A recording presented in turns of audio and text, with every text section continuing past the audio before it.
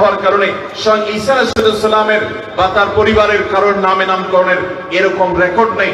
মুহাম্মদ সাল্লাল্লাহু আলাইহি সাল্লামের নামে নামকরণের যত রেকর্ড এখান থেকে প্রমাণিত হয় এই মানুষ কোনো সাধারণ মানুষ নয়। মুহতারাম হাজিরিন, ঠিক একই ভাবে বাইতুল্লাহ এমন একটা ঘর, আল্লাহ এই ঘরের প্রতি 4500 বছর পর্যন্ত মানুষের যে আগ্রহের কেন্দ্রবিন্দুতে এটি পরিণত হয়েছে, ভালোবাসার পাত্রে পরিণত হয়েছে, এটার প্রতি মানুষ আকৃষ্ট হয়।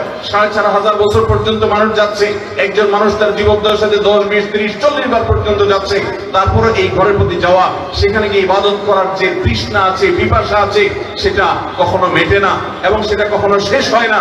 এটা একমাত্র এই ঘরের মিরাকল, এই কোরআনের মিরাকল, এই রাসূলের মিরাকল এবং মুজিজা। এটা আল্লাহ তাআলার কুদরতের অংশ। এগুলো আমাদেরকে বিশ্বাস করতে সাহায্য করে। এই দিন কোন মানুষের বানানো দিন নয়, এই দিন স্বয়ং আরশ আজিম থেকে এসেছে, আল্লাহ রাব্বুল আলামিনের মনোনীত দিন।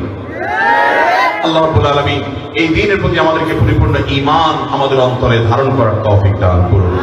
মুহতারাম হাজিরিন, তো বলছিলাম বান্দার যে আমল বান্দাকে সদ্য ভূমিষ্ঠ হওয়া শিশুর মতো নিষ্পাপ করে দেয়, সে আমলটির ভিতরে প্রথম আমল হলো যদি কেউ পাপ মুক্ত এবং গুনাহ মুক্ত, রাফাস এবং ফুসুক মুক্ত কোনো হজ করে আসতে পারে, যে হজে কোনো ঝগড়াঝাটি করে নাই, গুনাহ করে নাই, পাপাচারে লিপ্ত হয় নাই এবং যৌনতা সংশ্লিষ্ট নিষেধাজ্ঞা অমান্য করে নাই, এরকম কোন হজ যদি কেউ করে আসতে পারে, সে ব্যক্তি তার বাড়িতে, তার দেশে ফিরে আসবে নিষ্পাপ শিশুর মতো গুনাহ মুক্ত হয়ে। আল্লাহ তাআলা আমাদেরকে এরকম হজ বারবার করার তৌফিক দান। সবাই নিয়ত করবো তো ইনশাআল্লাহ। আপনি হয়তো গরিব অভাবী মানুষ হতে পারেন, আপনার আমার সামর্থ্য না থাকতে পারে, আল্লাহ রাব্বুল আলামিনের কাছে অসম্ভব বলতে কিছু। আমার চোখের পানি ফেলে দোয়া থাকতে হবে, আল্লাহ তোমার ঘরের হজ তুমি তৌফিক দাও। আমি বারবার বলি, কয়েকটা ইবাদতের নগদ স্বাদ আছে, আপনি যদি এটা না আস্বাদন করেন তাহলে আপনাকে বলে বোঝানো কঠিন হবে। এর ভিতরে একটা হলো বাইতুল্লাহর হজ। বিশেষ করে হজের সময় আরাফাতের ময়দানের দোয়া। এমন কোন পাষাণ পাওয়া কঠিন হবে, এমন কোন পাষণ্ড পাওয়া কঠিন হবে, এমন কোন শক্ত হৃদয়ের মানুষ পাওয়া কঠিন হবে যে আরাফাতের ময়দানে গিয়েছে, হজ করেছে আর হৃদয়ে তার বিগলিত হয় নাই। ভাইরা আমার, অবর্ণনীয় স্বাদ এবং তৃপ্তি আল্লাহ তাআলা এর মাধ্যমে দিয়ে থাকেন। যারা দুনিয়াতে মাদকের স্বাদ আস্বাদন করেছে, যারা দুনিয়াতে টাকা পয়সা কামানোর নেশায় বুঁদ হয়েছিলেন, যারা দুনিয়াতে বহু হারামের স্বাদ আস্বাদন করেছেন কিংবা অনেক হালাল বিষয়ের স্বাদ আস্বাদন করেছেন, আল্লাহর ওয়াস্তে যদি হজ না করা হয়ে থাকে, আপনি পবিত্র অন্তর নিয়ে একটু একবার হজ করে আসুন, আপনার পুরো মনোজগৎ পরিবর্তন হয়ে যাবে ইনশাআল্লাহ।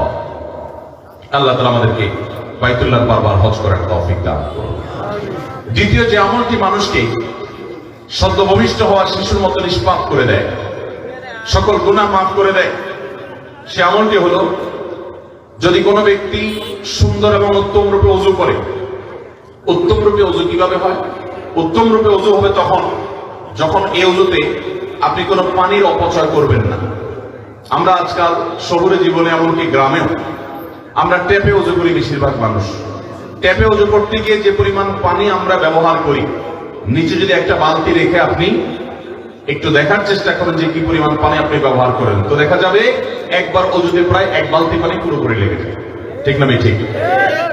অথচ আল্লাহ রাব্বুল আলামিন আমাদেরকে কোরআনে কারীমে অপচয় করতে নিষেধ করেছেন। ঈমানদার কখনো অপচয় করতে পারে? পানি আমার ট্যাঙ্কিতে অনেক আছে, এই অজুহাতে আমি পানি অপচয় করবো না। আমার ট্যাঙ্কিতে থাকতে পারে, আরেকজন ট্যাঙ্কিতে নাও থাকতে পারে।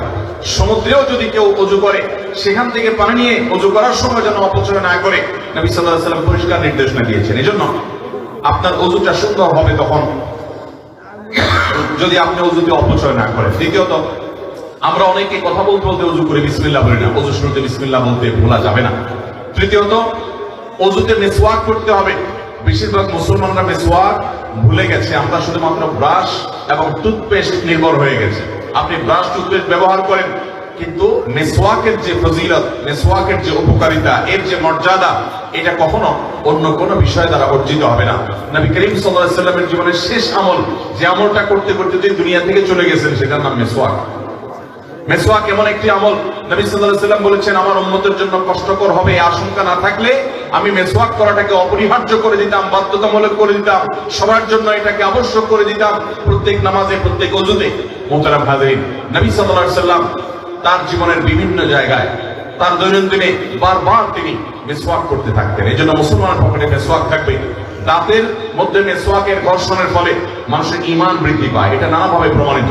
অনেক উলামা ইকরাম বলেছেন মিসওয়াক এর মাধ্যমে মানুষের ঈমানে মৃত্যু নসিব হয়। অতএব মিসওয়াক আপনার ওযুতে যেন অবশ্যই থাকে। ওযুর মধ্যে সুন্নাহ সম্মত ওযু নবী সাল্লাল্লাহু আলাইহি ওয়াসাল্লাম যেভাবে বলেছেন সেটা যেন হয়। শীতে বিশেষ করে ওযু করার সময় আমরা অনেকে খুব তাড়াহুড়ো করে ওযু করি।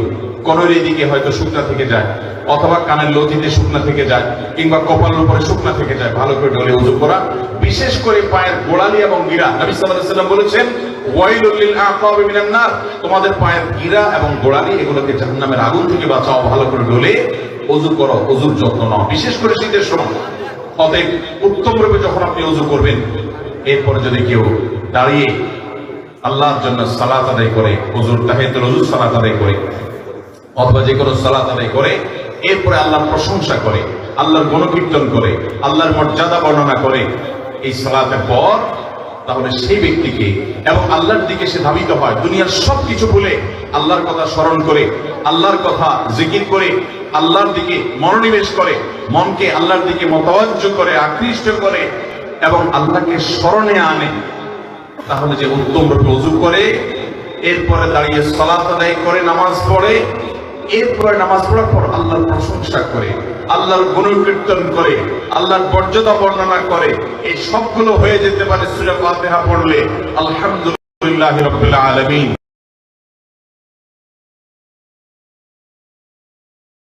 আল্লাহর প্রশংসা হয়ে গেল, আর রহমানির রহিম আল্লাহর তানা গুণকীর্তন হয়ে গেল, মালিকি ইয়াউমিদ্দিন আল্লাহর মর্যাদা বর্ণনা করা হয়ে গেল। এরপরে কেউ যদি আল্লাহ রাব্বুল আলামিনের দিকে পরিপূর্ণভাবে নিজেকে মোতাওয়াজ্জ করে, আল্লাহর দিকে মনোনিবেশ করে, আল্লাহর কথা স্মরণ করে যে আল্লাহ আমার সৃষ্টিকর্তা, তার কাছে আমাকে যেতে হবে, এই আমলগুলো যদি কেউ করে, নবী সাল্লাল্লাহু আলাইহি ওয়াসাল্লাম বলেছেন এই ব্যক্তি এই আমলগুলো করার পর সদ্য ভূমিষ্ঠ হওয়া শিশু যেরকম মায়ের পেট থেকে মাত্র দুনিয়াতে এসেছে, তার কোনো পাপ বলতে কিছু নেই, নিষ্পাপ শিশু, ঠিক এই ব্যক্তিকে আল্লাহ তাআলা সেরকম নিষ্পাপ করে দিবেন। অতএব আমরা ওযু করার পর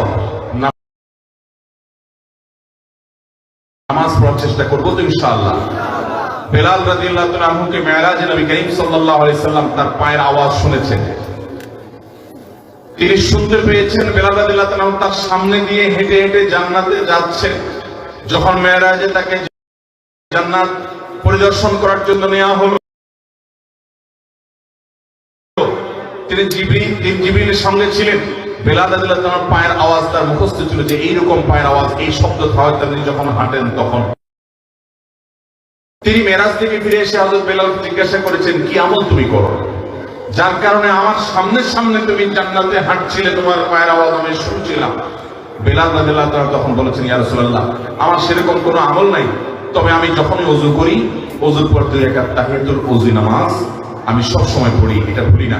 আল্লাহ তাআলা এই মর্যাদা দিয়েছেন। তো এই হাদিস থেকে আমরা বুঝলাম, যদি কেউ উত্তম রূপে ওযু করে, যে ওযুতে পানি অপচয় নাই, যে ওযুতে অহেতুক কথাবার্তা নেই, যে ওযুর শুরুতে বিসমিল্লাহ আছে, যে ওযুতে মিসওয়াক আছে, যে ওযুতে উত্তম রূপে ওযু আছে, যে ওযুতে সমস্ত সুন্নাতগুলো প্রতিপালন করা হয়েছে, সুন্দর করে নাকে পানি এবং কুলি করা হয়েছে, এরকম ভালোভাবে ওযু করার পর যে ব্যক্তি নামাজ পড়বে, এরপরে আল্লাহর প্রশংসা করবে, গুণকীর্তন করবে, মর্যাদা বর্ণনা করবে, তারপর আল্লাহর দিকে মনোনিবেশ করবে, নিজেকে আল্লাহর কথা স্মরণ করবে। আজ মোবাইল ফোনের কারণে, ফেসবুক, ইউটিউব, টুইটার ইত্যাদির ব্যস্ততার কারণে আমরা আল্লাহকে মনে মনে স্মরণ করা, আল্লাহর সাথে কথোপকথন করা, আল্লাহর সাথে একান্ত সময় কাটানো, সেই সুযোগটা থেকে আমরা বেশিরভাগ মুসলমানরা বঞ্চিত। যদি আপনি নামাজের পর এরকম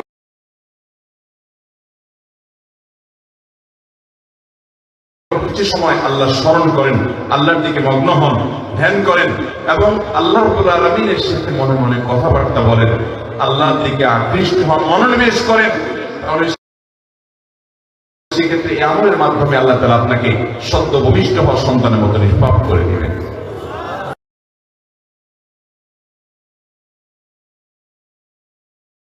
সবাই আমলটা করবো তো ইনশাআল্লাহ। নাম্বার 3, মুসনাদ আহমদে বর্ণিত হয়েছে নবী করিম সাল্লাল্লাহু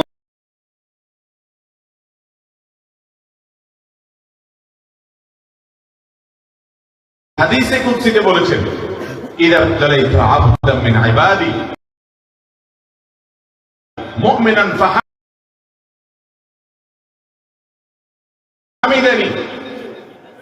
যখন আমি আমার কোন বান্দাকে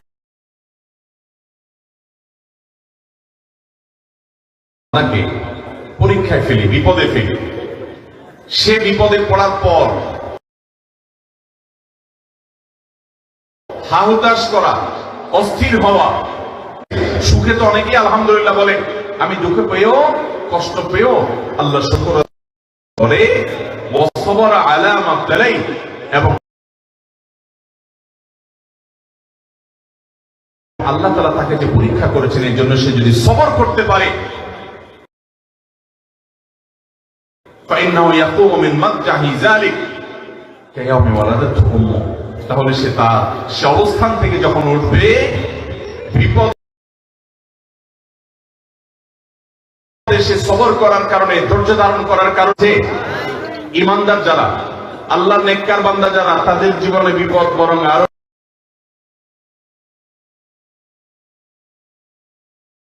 বেশি। নবী করিম সাল্লাল্লাহু আলাইহি ওয়াসাল্লাম বলেছেন, আশাদ্দুন নাসি বালাআন আল আমবিয়া সুম্মাল আমসাল ফাল আমসাল, পৃথিবীর মানুষের মধ্যে সবচেয়ে বেশি বিপদগ্রস্ত, সবচেয়ে বেশি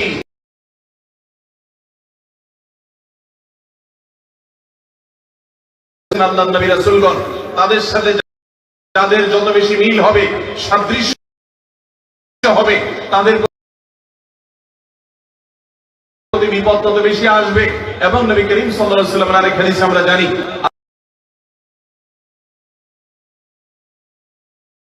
আল্লাহ তাআলা বলেছেন, ইন্নাল্লাহা ইযা আহাব্বা কওমান ইবতালাহুম, আল্লাহ যখন কোন মানুষকে ভালোবাসেন, তাকে আল্লাহ পরীক্ষায় ফেলেন, তাকে আল্লাহ বিপদ দিচ্ছে, লস হয়েছে, আপনি বিপদের মুখোমুখি হয়েছেন, আপনি কোথাও কোনো অনাকাঙ্ক্ষিত সমস্যার মুখোমুখি হয়েছেন, আমরা সাধারণত অধৈর্যশীল হয়ে যাই। এই সময়টাতে এই বিপদ কল্যাণ থাকবে, কোন কল্যাণ যদি দুনিয়াতে নাও থাকে, এই বিপদে ধৈর্য ধারণ করার কারণে আমাকে আল্লাহ জান্নাত দিবেন, এটা আমার জন্য সর্বোচ্চ ডিল হতে পারে, সর্বোচ্চ লাভ হতে পারে, বিনিয়োগ হতে পারে। দুনিয়ার গোটা জীবনটাই যদি বিপদে কাটে আর অনন্ত অসীমকালের জান্নাত যদি তার বিনিময় হয়ে যায়, তাহলে এটা লাভ না লস? অতএব আল্লাহর কাছে হিসেব করে, পাই পাই করে আপনি আপনার সওয়াব বুঝে নিয়ে জান্নাতে যাবেন, এটি চারটিখানি কথা নয়। কারণ আল্লাহ রাব্বুল আলামিনের যে হিসাব, সেই হিসাব পুঙ্খানুপুঙ্খ রূপে হবে, সেই হিসাবে কোনো কিছুই বাদ যাবে না। আমাদের অজস্র বহু ত্রুটিতে প্রতিটা নেকামল থাকে, বদামল তো আছেই অগণিত। আল্লাহর কাছে হিসেব করে করে তারপরে জান্নাতে যাওয়া বড় কঠিন। কোরআনে কারীমে আল্লাহ তাআলা বলেছেন যে যারা ধৈর্য ধারণ করবে, যারা সবর করবে, যারা যে কোনো বিপদে অটল অবিচল থাকবে, অহেতুক কথা বলবে না, বেসবর হবে না, অধৈর্য হবে না, এবং অসহনশীল হবে না, অসহনশীল আচরণ করবে না, আল্লাহ রাব্বুল আলামিন তাদেরকে এমন বিনিময় দিবেন যেটা কোনো হিসাব নিকেশ, যে ইন্নামা ইউওয়াফাস সাবিরুনা আজরাহুম বিগাইরি হিসাব, নিশ্চয় ধৈর্যশীলদের বিনিময় কিয়ামতের ময়দানে দেয়া হবে কোন প্রকার হিসাব নিকাশ ছাড়া। আল্লাহ অগণিত দিবেন, বিনা হিসাবে দিবেন। অতএব ধৈর্য ধরার কোনো বিকল্প আমল হতে পারে। বহু মুসলমান পাবেন ফেলেন, বদমেজাজ হন, মানুষ প্রতি রুষ্ট হয়ে বাজে আচরণ করেন, খারাপ আচরণ করেন, কারো গায়ে হাত তুলে ফেলেন, একটা মন্দ কথা বলে ফেলেন, নিজের অবস্থান নষ্ট করে ফেলেন। এরকম বেসবর ইমানদার আছেন।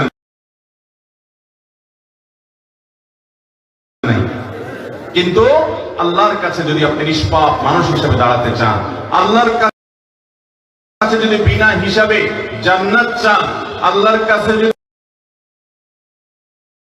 হিসাব ছাড়া বিনিময় চান, তাহলে মনে রাখবেন আপনার যে কোনো কঠিন সময়ে দাঁত কামড়ে আপনাকে সবর করতে হবে। মেজাজ